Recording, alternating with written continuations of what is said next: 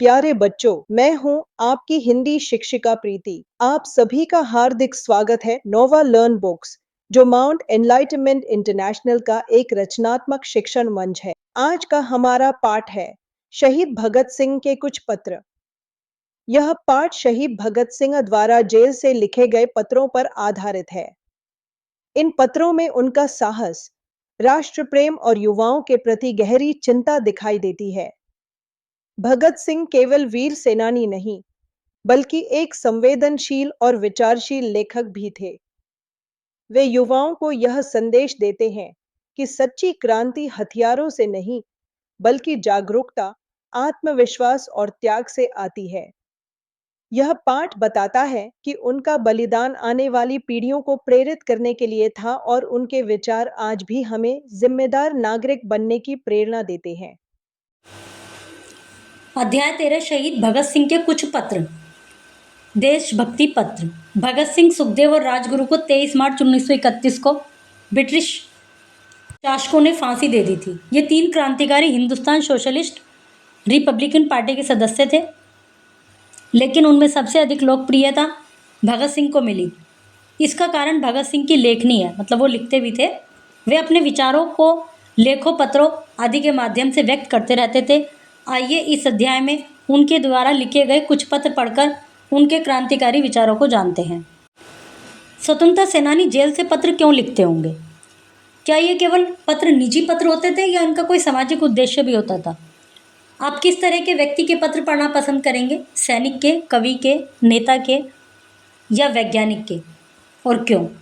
कल्पना कीजिए आप आज़ादी के लिए जेल में हैं और आपके पास मात्र एक पत्र लिखने का मौका है, तो आप किसे पत्र लिखेंगे और उसमें क्या कहना चाहेंगे? भगत सिंह का लाहौर कॉलेज के छात्रों को भेजा गया पत्र जेल से। भगत सिंह और बटुकेश्वर दत्त की ओर से जेल से भेजा गया यह पत्र 19 अक्टूबर 1929 को पंजाब छात्र संघ लाहौर के दूसरे अधिवेशन में पढ़कर सुनाया गया।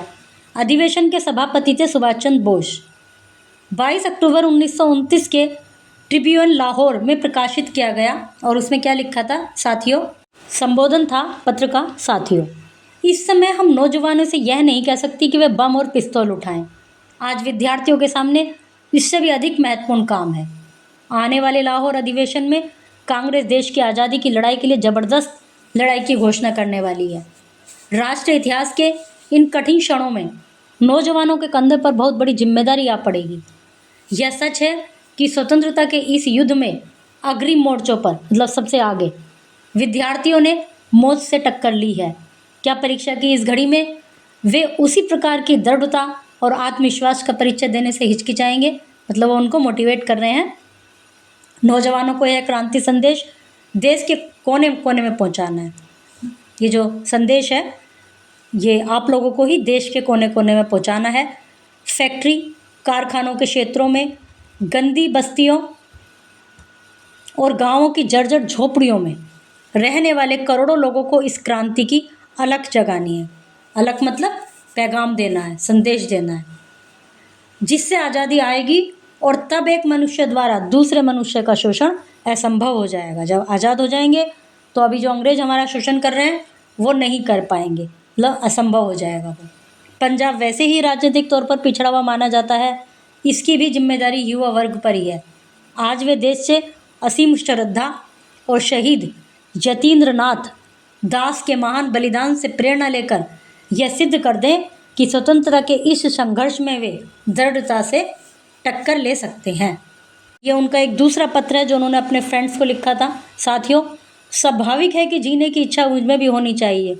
मैं इसे छिपाना नहीं चाहता, लेकिन एक शर्त पर जिंदा रह सकता हूँ कि कैद होकर या पाबंद होकर, तो इसी तरह से रह सकता हूँ, पर ऐसे मैं जीना नहीं चाहता। मेरा नाम हिंदुस्तानी क्रांति का प्रतीक बन चुका है और क्रांतिकारी दल के आदर्श और कुर्बानियों ने मुझे बहुत ऊंचा उठा दिया है। इतना ऊंचा कि जीवित रहने की स्थिति में इससे ऊंचा मैं हरगिज नहीं हो सकता। आज मेरी कमजोरियां जनता के सामने नहीं है। अगर मैं फांसी से बच गया तो वे जाहिर हो जाएंगी और क्रांति का प्रतीक चिन्ह मंदिम पड़ जाएगा या संभवतः मिट ही जाएगा। मतलब यदि इसको फांसी नहीं लगी तो जो अभी लोगों में एक जोश है वो डाउन हो जाएगा।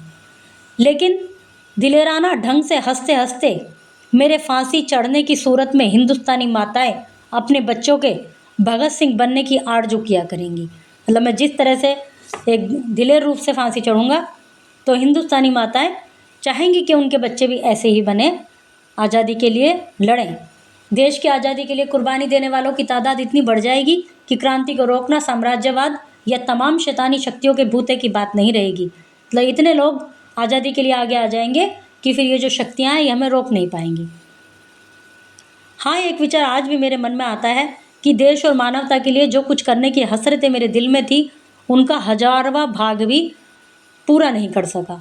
अगर स्वतंत्र जिंदा रह सकता तब शायद उन्हें पूरा करने का अवसर मिलता और मैं अपनी हसरतें पूरी कर सकता। मतलब उसको छोड़ेंगे तो है नहीं जेल से, या तो फांसी लगेगी या जेल में रहेगा।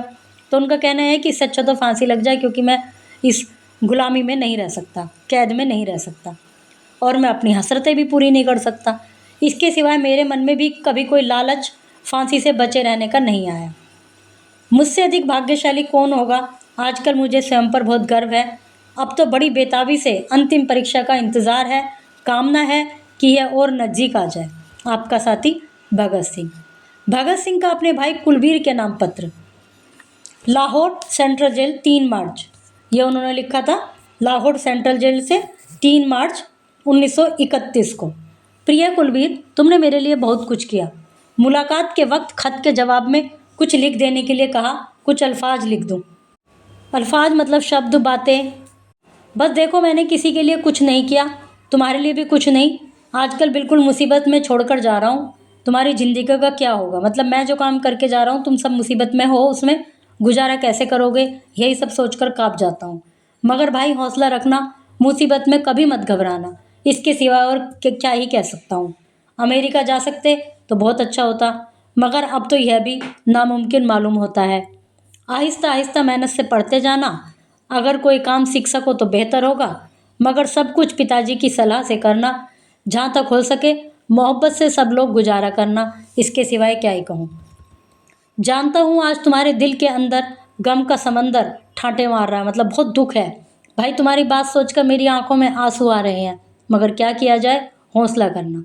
मेरे अजीज भाई, बहुत बहुत प्यारे भाई, जिंदगी बड़ी सख्त है, दुनिया बड़ी बेमुरव्वत, मतलब किसी को किसी की परवाह नहीं है। सब लोग बड़े बेरहम हैं। सिर्फ मोहब्बत और हौसले से गुजारा हो सकेगा। कुलतार की तालीम की फिक्र भी तुम ही करना। बड़ी शर्म आती है और अफसोस के सिवाय मैं कर भी क्या सकता हूँ। मतलब मुझे शर्म ही आ रही है कि मैं सारी जिम्मेदारी तुम्हारे ऊपर छोड़ के जा रहा हूँ। साथ वाला खत हिंदी में लिखा हुआ है, खत के की बहन को दे देना। अच्छा नमस्कार अजीज भाई, अलविदा रुखसत। तुम्हारा खैर अंदेश भगत सिंह। खैर अंदेश का मतलब तुम्हारा भला चाहने वाला तुम्हारा भाई। और इस प्रकार कह के उनको, उनका जो सुनवाई चल रही थी उसमें उनको फांसी मिल गई थी, फिर उनको फांसी हो गई थी। भगत सिंह का जन्म 27 सितंबर 1907 को लायलपुर जिले के बंगा में हुआ था। इनके पिता किशन सिंह और माता विद्यावती थी। भगत सिंह का परिवार एक आर्य समाजी सिख परिवार था। भगत सिंह करतार सिंह सराभा और लाला लाजपत राय से बहुत प्रभावित थे। 13 अप्रैल 1919 को जलियांवाला बाग हत्याकांड ने भगत सिंह के बाल मन पर गहरा प्रभाव डाला था और इस अमानवीय कृत्य ने उन्हें सशक्त क्रांतिकारी बना दिया था। भगत सिंह को 23 मार्च 1931 की शाम 7 बजे लाहौर षड्यंत्र के मामले में सुखदेव और राजगुरु के साथ फांसी दी गई थी और उन तीनों ने हंसते हंसते देश के लिए अपना जीवन बलिदान कर दिया। भगत सिंह एक अच्छे वक्ता, पाठक व लेखक भी थे। उन्होंने कई पत्र पत्रिकाओं के लिए लिखा व संपादन भी किया। भगत सिंह ने अपनी स्कूली शिक्षा के दौरान यूरोप के देशों में हुई क्रांतियों का अध्ययन किया था, जिसका असर हुआ कि वे गुलामी की जंजीरों में जकड़े भारत की आज़ादी के सपने देखने लगे। महात्मा गांधी ने जब 1992 में चोरा चोरी कांड के बाद असहयोग आंदोलन को खत्म करने की घोषणा के बाद भगत सिंह का अहिंसावादी विचारधारा से मोह भंग हो गया। मतलब जो महात्मा गांधी की विचारधारा थी अहिंसावाद, उसमें वो विश्वास नहीं रखते थे। चोरा चोरी कांड के बाद लाहौर षड्यंत्र केस में राजगुरु सुखदेव के साथ भगत सिंह को भी फांसी सुनाई गई, लेकिन नियत तारीख से 11 घंटे पहले ही 23 मार्च 1931 की शाम को 7:30 बजे उन्हें फांसी दे दी गई। जो टाइम था उससे भी पहले दे दी उनको फांसी। भगत सिंह ने जेल में 64 दिन तक भूख हड़ताल की थी। इसी दौरान उनके एक मित्र यतीन्द्र नाथ दास की भूख से मृत्यु हो गई। भूख हड़ताल है मतलब उन्होंने अनशन कर लिया था, खाना वाना कुछ नहीं खा रहे थे, तो एक मित्र की मृत्यु भी हो गई थी। इंकलाबाद जिंदाबाद का नारा सबसे पहले सरदार भगत सिंह ने दिया था। सरदार भगत सिंह ने राजगुरु के साथ मिलकर अंग्रेज अधिकारी सैंडर्स को मार दिया था। ने लगभग 2 वर्ष का समय जेल में बिताया था।